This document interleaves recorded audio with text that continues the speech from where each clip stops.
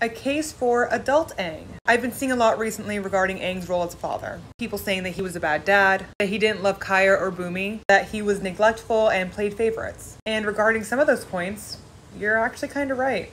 However, Aang absolutely loved Kaya and Bumi. And no, he did not keep having kids until he finally got an airbender. And I honestly think Katara would not let that fly. So let's dig in. This is going to be a two-parter, by the way. First of all, Aang's situation is unique. He was the last airbender, period. Which means his nation and his race would have died with him. Other than being the Avatar, Aang had the sole responsibility of keeping the Air Nation alive, both genetically and culturally. And it was a giant weight on his shoulders, as stated by Katara in her letter to Tenzin. And when Tenzin was born, that weight was finally lifted. Now, does that make the favoritism right?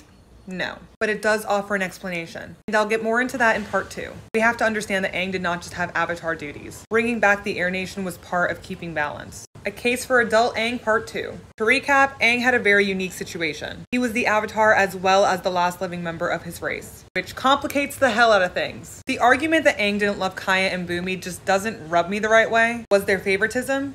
Yes. It's canon, I can't say it wasn't a thing. But the favoritism was not out of malice. It was out of responsibility. We have to remember that Aang didn't have a lot of time left. The iceberg drained his life force, and he died at the physical age of 66. He needed to pass on that culture, and the only person that he could effectively do it with was Tenzin, because Tenzin was an airbender. I know that begs the question, why didn't he at least include his family more? I have two theories. The first one is that he probably was just really excited to have someone like him. I hope none of us never have to experience losing our entire culture, people and all. Again, referring to Katara's letter, Aang rejoiced in finally not having the burden placed on him and him only. This is going to end up 3 parts. Again, this is not to excuse his actions. It's just to offer an explanation. It's a very complicated and unfortunate situation. A case for adult Aang part 3. To recap my previous video, my first theory as to why he didn't include the rest of his family in his adventures with Tenzin is because he was finally excited to have someone like him. My second theory is that Aang didn't really know how to parent. Like, we have to remember he was raised by monks. He wasn't brought up with a traditional family unit.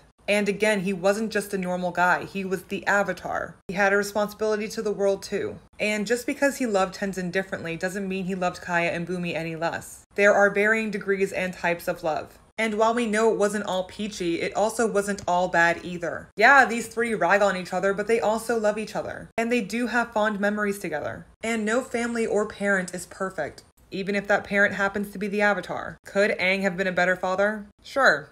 I mean, Hakoda couldn't always be there for his kids, but he still loved them. It's just something to think about.